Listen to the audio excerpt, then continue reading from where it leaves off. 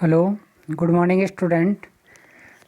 हम अपन प्रागैतिहासिक चित्रकला के बारे में पढ़ रहे थे और भीमबेटका जो प्रमुख उपाय है उसके बारे में अपन अध्ययन कर रहे थे।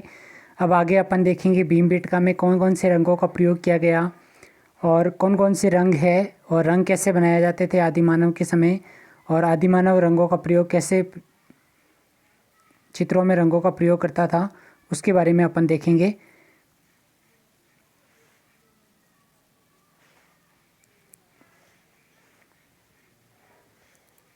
ठीक है, तो यहाँ से देखते हैं अपन। यहाँ तक अपन ने पढ़ लिया था। अब जो ये अगला पैराग्राफ है वो भीमबेटका के कलाकार अन्य रंगों का प्रयोग करते थे, अन्य रंगों का प्रयोग करते थे, अनेक रंगों का प्रयोग करते थे अनेक रंगों का प्रयोग करते थे जिनमें काला, पीला, लाल, बैंगनी, भूरा, हरा और सफ़ेद विभिन्न रंग थे। ठीक है, वो रंगों का प्रयोग करते थे जिनमें काला था, पीला था, लाल था, बैंगनी था, भूरा था, हरा था, सफ़ेद रंग थे। लेकिन सफ़ेद और लाल रंग उसके अधिक पसंदीदा रंग थे और सफ़ेद और लाल रंग का प्रयोग उसने अधिक किया है। दो रंगों का प्रयोग ही ज़्यादा किया है उन्होंने, सफ़ेद और लाल का। रंग और रंग व्यंजक द्रव्य विभिन्न चट्टानों और खनिजों को कट पीस कर तैयार किए जाते थे, यानी उनको काट कर और उनको तोड़ कर खनिजों को फिर उनको पीसा जाता था। पीसने के बाद उनसे क्या बनाता था, वो रंग बनाता था। लाल रंग हिरमिच, जिसे गेरू भी कहा जाता है, ये से बनाया जाता था। और लाल रंग जो बनाया जाता था वो किससे बनाया जाता था? हिरमिच से बनाया जाता था, और जिसे हम वर्तमान में गेरू रंग भी कहते हैं, जो मारने में प्रयोग किया जाता था कच्चे घरों में। हरा रंग कैल्सेडोनी नामक पत्थर हरी किस्म से तैयार किया जाता था, और जो हरा रंग बनाया जाता था वो कैल्सेडोनी नामक हरे रंग के पत्थर से बनाया जाता था। सफ़ेद रंग संभवतः चूना पत्थर से बनाया जाता था, और सफ़ेद रंग बनाया जाता था चूना पत्थर से। ये अपन को याद रखना पड़ेगा। लाल रंग किससे बनता था? हिरमिच से। और हरा रंग किससे बनता था? कैल्सेडोनी नामक पत्थर से। और सफ़ेद रंग किससे बनता था? चूने पत्थर से। ठीक है, रंग बनाने के लिए पहले खनिज की चट्टान के टुकड़ों को कूट पीस कर पाउडर जैसा बना लिया जाता था। रंग बनाने के लिए सबसे पहले क्या करते थे? खनिज का जो टुकड़ा था उसको कूट पीस कर क्या करते थे? पाउडर बना लेते थे। फिर उसमें पानी और गाढ़ा या चिपचिपा पदार्थ, जिसे जानवरों की चर्बी या पेड़ों से निकाला गया गांध या राल, मिला दिया जाता था। उसके बाद क्या करते थे? उसमें पानी मिला देते थे। उस पाउडर में पानी मिलाने के बाद उसमें गोंद मिला देते थे, और कभी कभार पशुओं की चर्बी भी उसमें मिला देती जाती, इसलिए रंग स्थायी रहता था। इस प्रकार रंग तैयार हो जाने के बाद उससे पेड़ की पतली रेशेदार टहनियों से बने ब्रश का प्रयोग करते हुए चित्र आदि बनाए जाते थे। फिर क्या करते थे? पेड़ की टहनी को तोड़कर एक साइड से क्या कर लेते थे? उसको कूट लेते थे। जैसे अपन नीम की डाल को तोड़ के मंजन करते, एक साइड से उसको चबा चबा के अपन ऐसा मुलायम कर लेते हैं, वैसे ही आदि मानव भी उसको कूट कर एक साइड से क्या कर लेता था? बारीक कर लेता था, और उसको रंग में डुबो कर उसको पेंट करता था। आश्चर्य की बात तो ये है कि हजारों साल पहले बनाए गए इन चित्रों के रंग हवा पानी की मार झेलने के बाद आज भी बरकरार है। ये समझा जाता है कि ये रंग अब तक इसलिए अक्षुण्ण रहे क्योंकि चट्टानों की सतह पर तो ऑक्साइड मौजूद थे, उनके साथ ही इन रंगों के ऑक्साइड प्रतिक्रिया ने इन्हें स्थायी बना दिया है। ठीक है, तो यहाँ पे जो भी रंग बनाए गए थे वो रंग चट्टानों को कूट कर बनाए गए थे, और रंग उस समय ऐसे भरे गए थे कि आज तक भी विद्यमान है। और रंगों की जो ऑक्साइड थी वो यानी रासायनिक क्रिया करके वो स्थायीकरण प्राप्त कर लिया है चट्टानों पे। यहाँ कलाकारों ने अपने चित्र इन शिलाश्रयों, सतहों व दीवारों तथा भित्ति छतों पर बनाए। यानी रंगों, जो कलाकार ने जो रंग बनाए थे वो शिलाश्रयों पे बनाए थे। शिलाश्रयों का मतलब चट्टानों पे बनाए थे, और चट्टानों की दीवारों पे बनाए थे। जो गुफाएं थी, गुफाओं की दीवारों पे और छतों पे ये चित्र बनाए थे। शिलाश्रय का मतलब गुफाएं हो गई, यानी चट्टानों का आश्रय।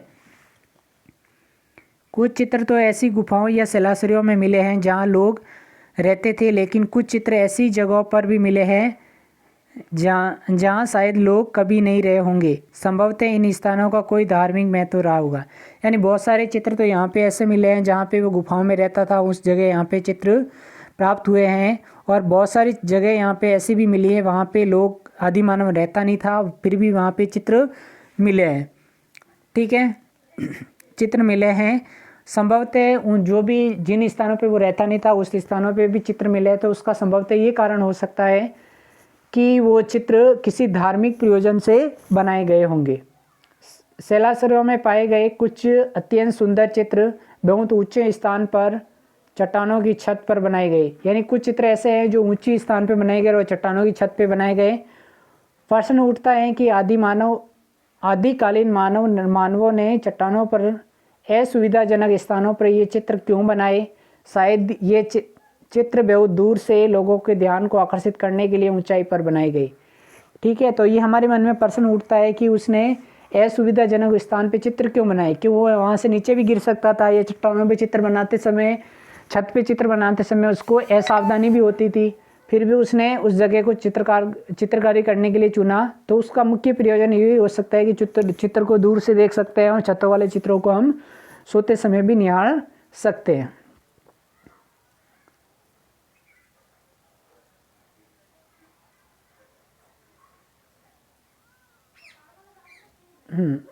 ये चित्र हालांकि बहुत पुराने ज़माने के हैं, पर इनमें चित्रात्मक गुणों एवं विशेषता की कोई कमी नहीं है। यानी ये चित्र बहुत पुराने हो गए, फिर भी इनमें गुणों और विशेषताओं की कमी नहीं है।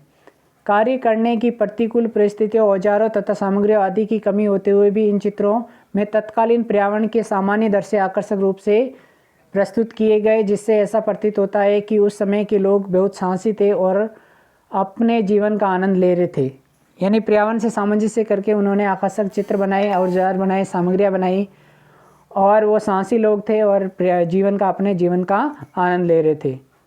पशुओं को तो वास्तविकता से भी अधिक तगड़ा और जोरदार दिखाया गया। पशु जो बनाए गए थे उनको वास्तविकता से भी अधिक हट्टा कट्टा और मोटा बनाया गया था और रौबदार दिखाया गया था।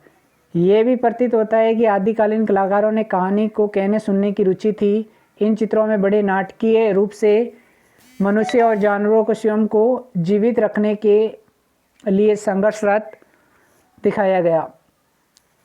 एक दृश्य में कुछ लोगों, ठीक है, उनको जीवन में संघर्षरत दिखाया गया था और उनको चित्रों को नाटकीय प्रभाव से यहाँ पे चित्रित किया गया था। और ज़्यादातर चित्र देखो आपको ये ऐसी गुफा में चित्र मिले हैं, ये कल भी आपको बताया था मैंने। और इसके आगे देखो ये शिकार का दृश्य है। इसमें क्या है, मध्यकालीन युग के चित्रों में शिकार के दृश्य बहुलता से पाए गए। ठीक है, मध्यकालीन चित्रों में कौन से दृश्य अधिक पाए गए, यानी शिकार के दृश्य अधिक पाए गए। कौन से दृश्य अधिक पाए गए, शिकार के दृश्यों की बहुलता है। ये ऐसा ही एक दृश्य जिसमें लोगों का एक समूह भैंसे को मारते हुए दिखाया गया। ये चित्र क्या है, भैंसे को मार रहे हैं ये, यानी घोड़े पे चढ़ रहे हैं, पीछे भाग रहे हैं उसको भैंसे को मारने के लिए। कुछ घायल व्यक्तियों को इधर उधर पड़े दर्शाया गया है। ये चित्र अंकन की कला में श्रेष्ठता दर्शाता है। और कुछ लोग नीचे गिरे हुए यहाँ पे देखे जा सकते हैं। ठीक है, किताब में अपन देख सकते हैं, यहाँ पे इस जगह है। अगला जो इसमें दृश्य है वो है नृत्य दृश्य। इस दृश्य में एक दूसरे का हाथ पकड़कर नृत्य करती हुई आकृतियाँ दिखाई गई है। वस्तुतः ये एक जैसा विषय है, इसे बार बार दोहराया गया है। नृत्य का ये दृश्य हमें उत्तराखंड के लुखड़ियार पाषाण दृश्य की याद दिलाता है। ठीक है, ये लुखड़ियार के पाषाण दृश्य को याद दिलाता है हमें। और लुखड़ियार से ये चित्र प्राप्त हुआ है, इसमें हाथ पकड़कर नाचते हुए दिखाया गया है, ये वाला चित्र है। ठीक है,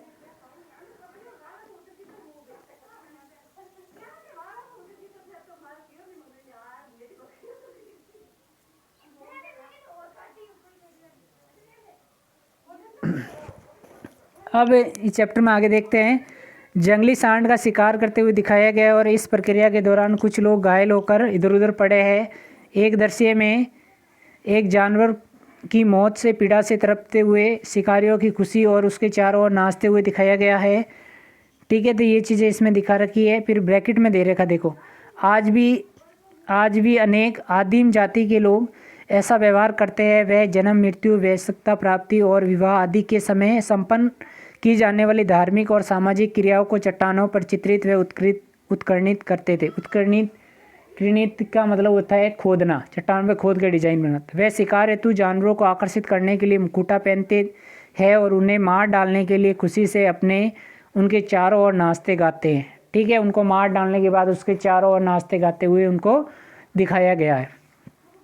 ये एट प्रेजेंट टाइम में भी ऐसे बहुत सारे आदिम जाति के लोग हैं जो दूर जंगलों में रहते हैं और आदि मानव की तरह रहते हैं।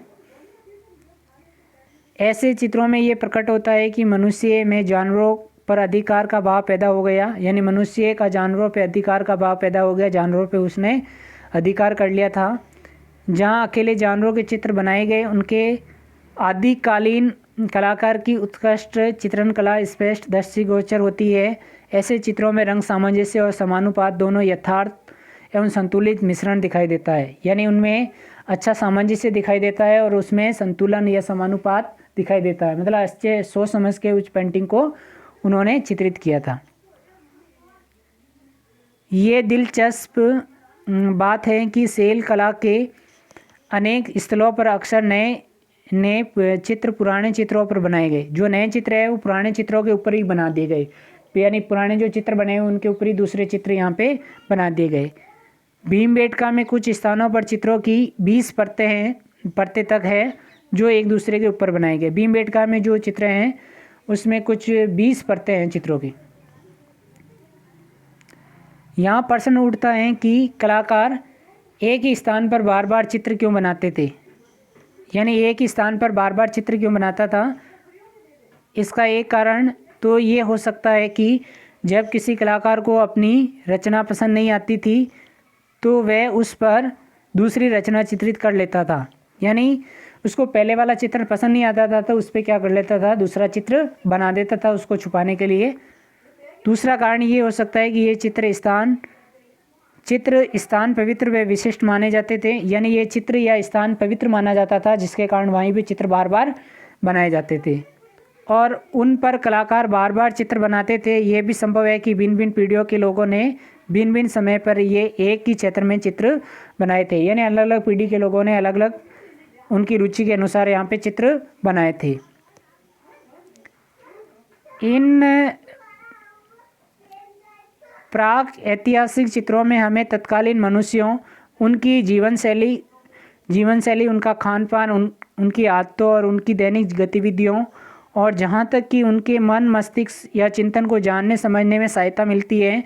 प्रागैतिहासिक काल के अवशेष विशेष रूप से अनेक प्रकार के पत्थरों के हथियार, औजार, मिट्टी के खिलौने और हड्डियों के टुकड़े मानव सभ्यता के विकास के महान साक्ष्य है। तथापि उन सब में सबसे अधिक महत्वपूर्ण तो शैल चित्र हैं जो आदिकालीन मानव हमारी अमूल्य धरोहर के रूप में छोड़ गए, यानी उस समय की जो आदतें थी, उनकी खान पान थी, उनके बारे में पता चलता है। उसके साथ साथ उनके हथियार, औजारों और खिलौनों और मिट्टी के बर्तनों और हड्डियों के टुकड़ों, उनसे उनके इतिहास को जानने में हमें सहायता प्रदान होती है और वो हमारे अमूल्य निधि है या अमूल्य धरोहर है।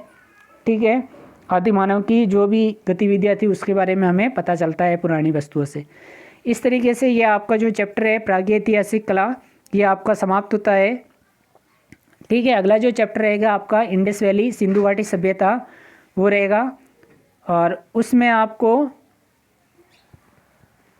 अब जो ये क्वेश्चन है इसमें छोटे छोटे क्वेश्चन बनेंगे, तो छोटे छोटे क्वेश्चन को आपको ध्यान रखना है, बड़े क्वेश्चन तो करने ही हैं आपको। ठीक है, और इसके आपको नोट्स भी बनाने हैं और कोई प्रॉब्लम है तो आप उसमें कमेंट कर दीजिए यूट्यूब पे। ठीक है, तो आज की क्लास यहीं समाप्त होती है। आपका ये पहला चैप्टर है, ये कंप्लीट होता है। इसका जो लास्ट भाग है आपका